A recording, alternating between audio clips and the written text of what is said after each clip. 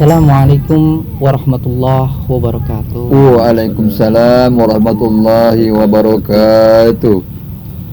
Saudara-saudara semua yang berbahagia, kaum muslimin muslimat yang dirahmati Allah Subhanahu wa taala. Alhamdulillah di kesempatan sore hari ini saya kedatangan tamu-tamu istimewa. Sebelah kanan saya kebetulan beliau ini adalah guru saya juga, guru kita semua.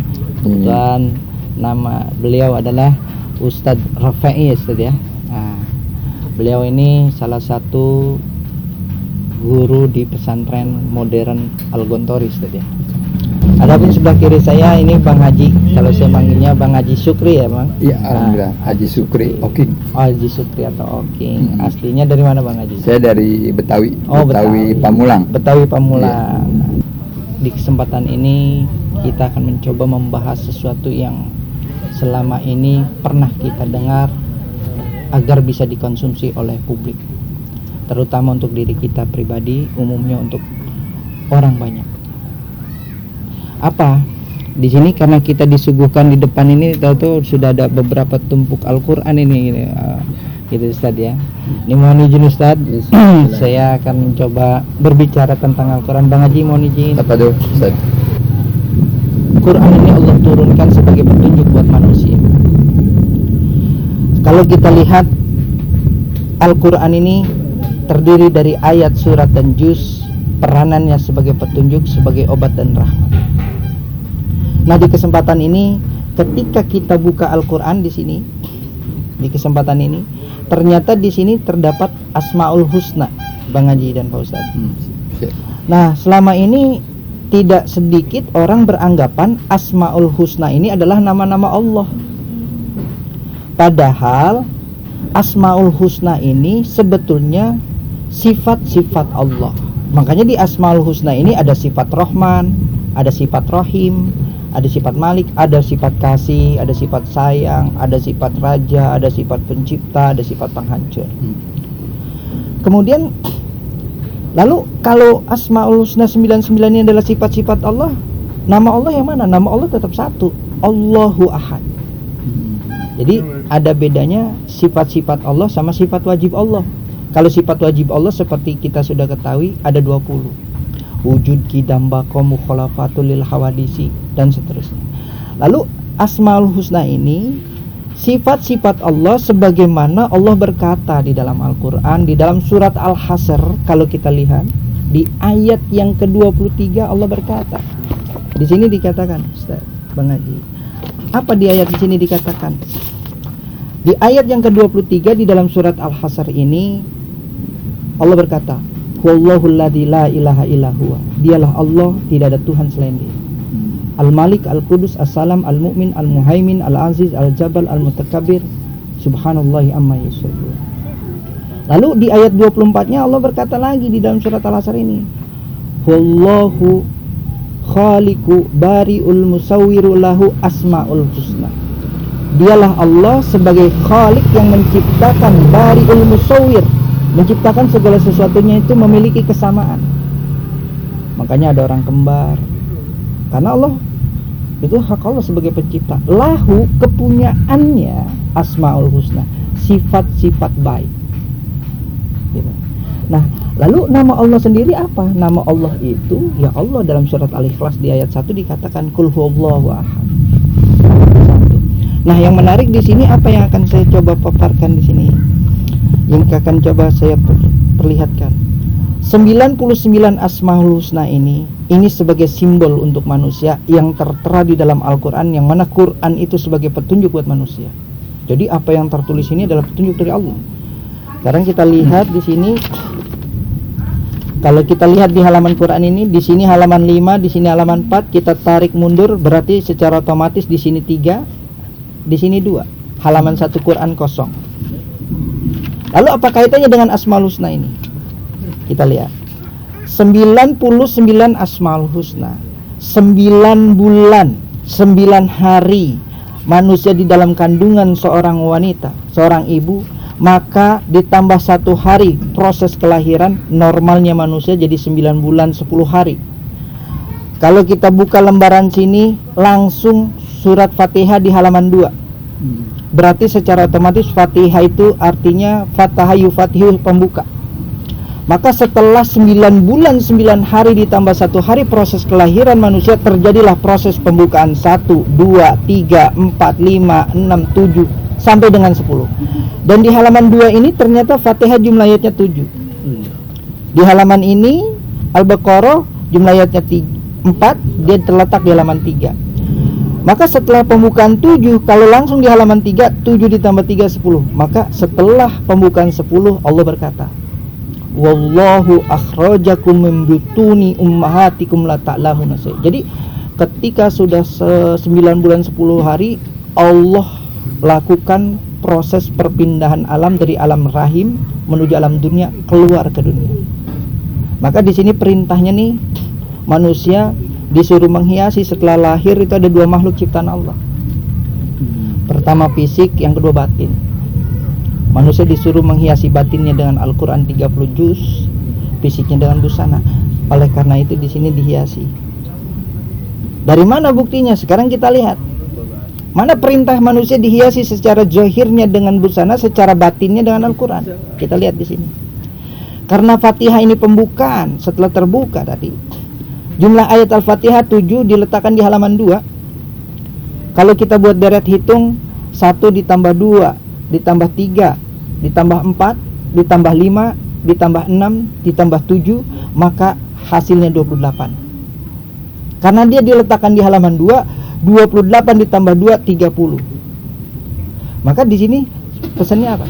Setelah 9 bulan 9 hari ditambah 1 hari proses kelahiran manusia pindah dari alam rahim menuju alam dunia, disuruh hiasi secara batinnya 30 juz. Nah, di sini kalau di sini berbicara batin, di sini berbicara apa? Kita lihat di sini. Di halaman 3 ini Al-Baqarah ini diletakkan cuma 4 ayat. Kita buat deret hitung lagi. 1 ditambah 2 ditambah 3 ditambah 4, maka akan menghasilkan angka 10. Karena dia diletakkan di halaman 3, 10 ditambah 3 13. Ternyata titik anatomi tubuh manusia itu ada 13. Atau istilah lain disebut kromosom manusia.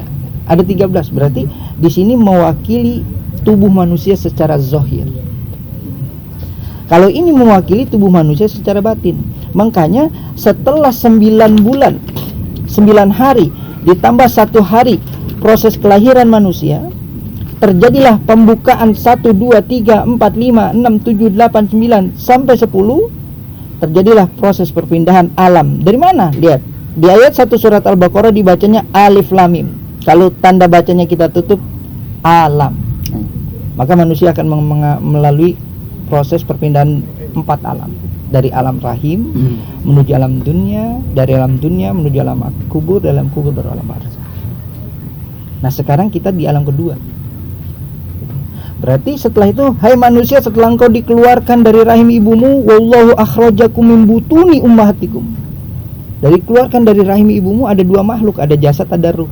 Jasadnya disuruh hiasi dengan busana, ruhnya disuruh hiasi dengan Al-Quran. Maka akan terlihat keindahan. Oleh karenanya di sini, kalau misalnya pesannya seperti itu, lalu kita lihat di sini, di halaman sini. Kenapa sih manusia itu, misalnya ada yang nanya, kenapa manusia harus dihiasi dengan Al-Quran misalnya? Atau mungkin Bang Haji atau Bang Ustadz atau Pak Ustadz kita ada yang mungkin ada unek-unek yang mau ditanya atau apa?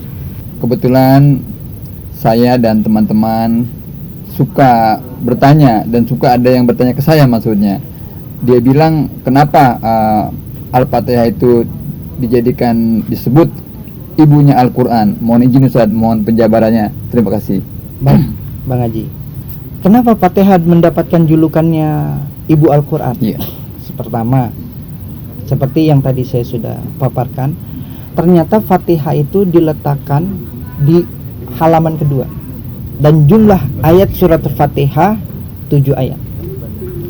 Ini kalau kita buat deret hitung jumlah ayat Al-Fatihah saja, 1 ditambah 2 kan 3, ditambah 3 kan 4, ditambah 3 kan 6, ditambah 4 kan 10, ditambah 5 kan 15, ditambah 6 21, ditambah 7 28.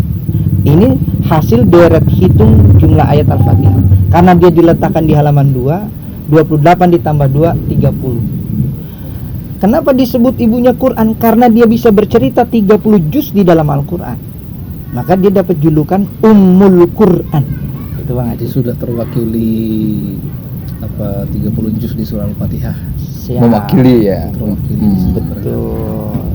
Nah, kalau dia secara angka mewakili tentang 30 juz, sekarang kita lihat isi suratul Fatihahnya. Kenapa sih yang namanya ibu kan harus tahu anaknya luar dalam. Ya. Kalau tadi luarnya total berapa jumlah anaknya, sekarang dalamnya. Analoginya kan seperti itu. Nah, di dalam suratul Fatihah di situ ada ayat yang menarik. Apa? Yang selalu dilantunkan oleh kita ketika kita sholat. Apa itu? Ihdinas siratal mustaqim. Berilah kami petunjuk jalan yang lurus. Nah, kata al-mustaqim di sini asal katanya mustaqim. Dapat bantuan alat penjelas disebut alif lam ma'rifat, yang pasti lurus. Kalau yang pasti lurus, poin utamanya adalah lurus. Mustaqim terdiri dari huruf mim, sin, ta, qaf, ya, mim. 6 huruf. Mim konsonan hijaiyah yang ke-25, ke-24. Mim urutan yang ke-24 dalam hijaiyah. 24 mim. Sin urutan yang ke-12. 24 tambah 12 kan 36. Ta huruf ketiga. Alif ba ta. 36 tambah 3 39. Musta. Qaf 21. 39 tambah 21 berarti 60 ya. Nah, 60, ya. Ditambah ya 30. 90, Ditambah mim 24. 114. Nah, ini menandakan bahwasanya isi Al-Quran itu ada 114 surat dalamnya nih, dari kata mustaqim itu sendiri. Dan ternyata surat ke-114 itu adalah An-Nas, manusia. Makanya Fatihah itu dijulukan sebagai ibunya Quran, karena dia bisa melahirkan 30 juz, dia bercerita tentang 114 surat. Gitu, Bang Haji dan Pak Ustadz. Tapi di sini ada yang menarik. Kenapa kita disuruh menghiasi batin kita dengan Al-Quran 30 juz, dengan Al-Quran 114 surat, dengan Al-Quran 6236 ayat? Kenapa? Coba kita telaah beberapa kata di ayat-ayat kauniyah, yaitu ayat-ayat alam yang tertera di judul surat. Fatihah tadi seperti itu. Fatahayu fatihu, pembuka. Surat kedua ini Al-Baqarah. Kenapa setelah dibuka suratnya Al-Baqarah? Kemudian surat ketiga Al-Imran, laki-laki. Keempat An-Nisa, perempuan. Yang kelima Al-Maidah, hidangan. Yang keenam Al-An'am. Kenapa perintahnya dibuka? Apa sih yang dibuka? Karena Allah berkata, alam naj'al lahu ainain. Apakah manusia diberikan 2 bola matanya yang dikasih sama Allah tidak digunakan untuk melihat tanda-tanda kekuasaan Allah? Walisanna wa syafatain, diberikan mulut yang mana mulutnya itu ada 2 bibir dan lidah, apakah tidak digunakan untuk bertanya tentang kekuasaan Allah? Jadi di sini yang dibuka apa? Mata, mulut, telinga. Secara zahir disebut THT. Maka ketika kita menggunakan organ kita secara zahir THT di sini, apa yang dilihat oleh mata ditransfer ke otak, dianalisa. Kemudian lahirlah pengetahuan. Apalagi yang dibuka di dalam organ tubuh kita? THT kita di sini 2, 2, 1, 7. Ada satu organ tubuh kita yang mempunyai organ yang sama dengan kepala. Apa? Hati. Hati walaupun sebesar ini, dia mempunyai organ yang sama. Dia mempunyai mata, disebut mata hati. Dia mempunyai telinga, disebut telinga hati. Dia mempunyai mulut, disebut kata hati.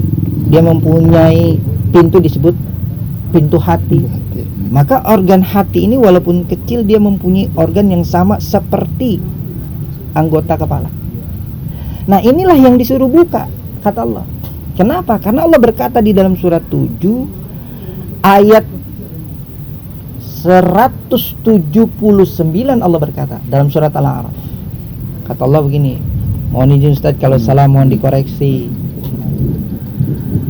Walaqad zara'na li jahannama katsiran minal jinni wal insi lahum qulubun la yafqahuna biha wa lahum a'yunun la yubsiruna biha wa lahum adhanun la yasma'una biha ulaika kal an'am bal hum adallu. Jadi manusia dikasih mata secara johir, dikasih telinga secara johir, dikasih akal pikiran secara johir, dikasih mulut secara johir, dikasih mata hati, dikasih pintu hati, dikasih telinga hati, dikasih hati. Kalau tidak digunakan untuk memahami pesan-pesan dan tanda-tanda kekuasaan Allah, maka perumpamaannya seperti binatang. Bahkan kata Allah lebih sesat lagi. Nah, oleh karenanya ketika kita dilahirkan, kita disuruh hiasi batin kita dengan Al-Quran. Supaya apa? Supaya sifat-sifat kebinatangan di dalam diri kita mampu dikendalikan. Karena tidak sedikit manusia ketika tidak menghiasi dirinya dengan Al-Quran, kata Allah, sifat-sifat kebinatangan mendominasi di dalam dirinya sehingga perilakunya seperti binatang. Nah, karena atas dasar ayat inilah ulama seluruh dunia berkumpul. Disebutlah jumhur ulama. Manusia terbagi dua kelompok. Ada kelompok manusia berpikir, disebut khalifah. Ada kelompok manusia tidak berpikir, disebut kelompok hayawanun natik. Apa itu hayawanun natik? Kelompok hewan-hewan yang bisa berpikir, yaitu wujudnya manusia tapi perilakunya binatang. Maka kalau orang tamak, orang serakah, orang pelit, orang malas, itu berarti apa? Wujudnya insan manusia, tapi sifat-sifatnya didominasi dengan sifat-sifat kebinatangan. Oleh karena surat Fatihah ini berkata, kenapa setelah dilahirkan kita disuruh buka? Buka pikiran, buka mata, buka telinga, buka hati. Jangan kayak binatang. Binatang pertama disebut kayak sapi. Dalam hidup itu dicolok hidung, ditarik kemarin ikut, ditarik kemarin ikut, tanpa kita berpikir. Nah, pesan ini ditujukan untuk siapa? Di surat ketiga Al-Imran ditujukan untuk lelaki, para lelaki semua, kaum lelaki. Kemudian surat keempat An-Nisa buat kaum perempuan. Jadi perintah yang Allah turunkan ini untuk manusia, lelaki dan perempuan disuruh menggunakan mata, pikiran, otak, akal, hatinya untuk memahami tanda-tanda kebesaran Allah agar dia mampu mengendalikan sifat-sifat kebinatangan di dalam dirinya. Lalu kalau misalnya dia tidak mampu mengendalikan, bagaimana? Bahkan adallu, kata Allah. Kalau tidak mampu, bisa lebih buruk dan lebih sesat lagi. Gitu. Oleh karenanya di sini dikatakan di dalam surat 5 itu di ayat kauniyahnya, judul suratnya tuh Al-Maidah. Nah, kebanyakan orang yang didominasi dengan sifat kebinatangan, yang dia kejar adalah Al-Maidah, dunia aja, nggak pernah berpikir akhirat. Rata-rata manusia itu cuma mengejar kebutuhan dunia sehingga perintah-perintah akhirat, bekal akhirat diabaikan. Karena apa? Dia didominasi dengan sifat-sifat kebinatangan, tamak, serakah, dan lain sebagainya.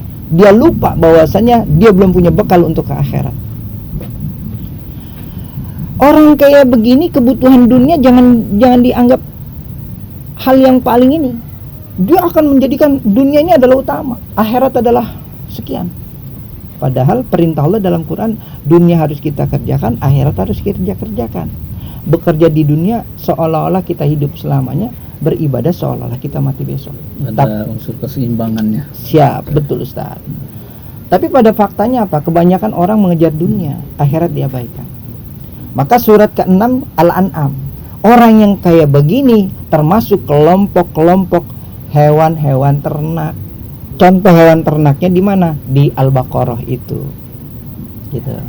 Karena Allah berkata tadi dalam surat 7, surat Al-A'raf ayat 179 itu dikatakan, surat 179 surat Al-A'raf, walaqad dara'na li jahannama katsirum minal jinni wal insi lahum qulubun la yafqahuna biha wa lahum a'yunun la yubsiruna biha wa lahum adhanun la yasma'una biha ulaika kal an'am bal hum adall. Jadi orang yang kayak begini kata Allah, penghuni neraka banyak dari kelompok jin dan manusia. Di sini tidak disebut gendernya, perempuan aja di penghuni neraka tidak disebut. Tapi yang namanya manusia, laki atau perempuan, kalau dia tidak gunakan akal, mata, hati, pikiran yang diberikan sama Allah untuk memahami pesan-pesan Allah, tidak ubahnya dia seperti binatang. Bahkan dia bisa lebih buruk lagi. Di mana letak lebih buruknya lagi? Letak lebih buruknya lagi di dalam Al-Quran juga Allah berkata, di surat 7 juga, di surat 7 di ayat yang ke 176. Di sini dikatakan, walau syi'na la rafa'nahu biha walakinnahu akhlada ilal ardi wattaba hawahu pamasaluhu kamasalil kalb in tahmil alaihi yalhas aw tatrukhu yalhas dzalika masalul qaumil ladzina kadzabu bi ayatina faksus qasaso la'allakum yatafakkarun. Di sini dikatakan sebenarnya manusia mau diangkat derajatnya sama Allah setinggi-tingginya dengan ayat-ayat Allah. Walau syi'na la rafa'nahu biha walakinnahu akhlada ilal ardi, tetapi manusia lebih cenderung mengikuti kebutuhan dunianya yang rendah. Maka perumpamaannya pamasaluhu kamasali kalbi. Maaf beribu maaf. Perumpamanya di sini dikatakan orang kayak gitu seperti anjing. Subhanallah. Seperti anjing. Kenapa? Karena udah diperingatkan sekali, 2 kali, 3 kali diabaikan. Maka sampai Allah berkata dia bukan manusia lagi, bukan binatang ternak lagi, tapi sudah binatang yang adol, lebih buruk lagi. Di mana letak lebih buruknya? Di sini Allah berkata. Jadi kalau manusia sudah tidak mengendahkan firman Tuhannya, firman Allah, perintah Allah, bukan lagi Allah memanggil manusia ketika dia menghisab, ya fulan bin fulan, sini, bukan. Tapi dipanggil ya maaf beribu maaf. Peribahasanya ya kalbun, ya kalb. Maaf, beri maaf, jing sini jing. Yeah. Kenapa? Kalau disampaikan tentang kebaikan mereka rata-rata, ya maaf kalau seekor anjing itu kalau kita deketin melet-melet, tapi ketika ditinggal melet-melet. Ini perumpamaannya orang-orang yang mendustakan ayat-ayat Allah. Yang namanya dusta apa sih? Ya kalau bicara ya tidak dia ini. Jadi ngomong melain ini melain. Ya.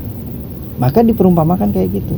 Maka di sini dibilang paksus kososo la'allakum yatafakkarun. Ceritakan yang kayak begini biar manusia itu pada mikir gitu. Oleh karena itu berdasarkan ayat ini seluruh ulama dunia berkumpul, terjadilah yang namanya jumhur ulama, disebutlah manusia yang mengikuti kebutuhan hawa nafsunya termasuk kelompok hayawanun natik, yaitu kelompok hewan-hewan yang berpikir. Berbicara. Ya. Natik berbicara tadi. Berbicara. Maaf, hewan-hewan yang berbicara. Maaf. Terima kasih Ustaz. Ya, jadi hayawanun natik di sini berbicara. Jadi kelompok hewan-hewan yang berbicara dan berpikir. Kenapa? Karena kita memang sudah dikasih akal, tidak digunakan. Dikasih mulut, tidak digunakan. Yang dia bicarakan bukan kebaikan. Nah, seperti itu. Oleh karenanya kita kembali di halaman 2 di sini dibilang, setelah 9 bulan 9 hari manusia di dalam kandungan terjadi proses pembukaan 1 Fatihah, 2, 3, 4, 5, 6, 7. Langsung halaman 3, 7 tambah 3, 10. Terjadilah proses perpindahan dari alam rahim menuju alam dunia. Maka secara zahirnya disuruh hiasi dengan busana, batinnya suruh hiasin secara Al-Quran. Supaya apa? Supaya manusia mampu mengendalikan sifat-sifat kebinatangan di dalam dirinya. Apakah sifat-sifat kebinatangan di dalam diri perlu dihilangkan? Tidak bisa. Contoh hal, kenapa saya bilang tidak bisa? Karena di dalam Al-Quran ada surat Al-Ankabut. Al-Ankabut itu kalau artinya laba-laba. Kalau dia udah nebar, tak, tak, tak, tak, itu sudah terbuat jaringnya, dia diem, nggak kemana-mana. Al-Ankabut ini positifnya dia nebar jaringan, relasi, luar biasa, koneksinya bagus. Tapi di sisi lain dia diam, menunggu, tidak jemput lagi. Singkatnya, negatifnya Al-Ankabut punya sifat malas. Makanya rata-rata manusia paling berat mengendalikan sifat malas. Malas ngaji, malas sholat, malas belajar, malas segala-galanya. Dikarenakan apa?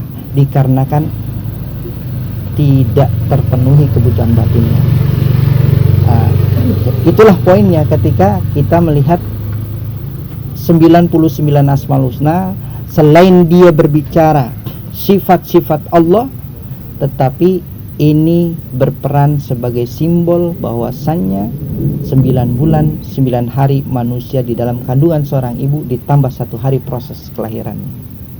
Maka terjawablah kenapa Fatihah dijadikan Ummul Quran, ibunya Quran. Gitu Bang Haji, Bang Ustaz. Masya Allah, luar Iya. biasa Ustaz ya. Iya, Luar biasa. gitu. Jadi atas dasar inilah, ini baru sekelumit Bang Haji, Pak Ustaz. Lalu kita harus bagaimana? Ya kita harus menjalankan perintah Allah. Oleh karena itu di kesempatan yang berbahagia ini, alhamdulillahirabbil alamin, kita masih diberi kesempatan untuk menyaksikan keajaiban-keajaiban Allah. Karena ayat itu sendiri secara arti bahasa Arab, ayatun artinya keajaiban. Tanda-tanda. Atau tanda-tanda. Kalau ditinjau dari bahasa Ibrani, ayat itu secara arti bahasa Ibrani disebutnya tanda-tanda.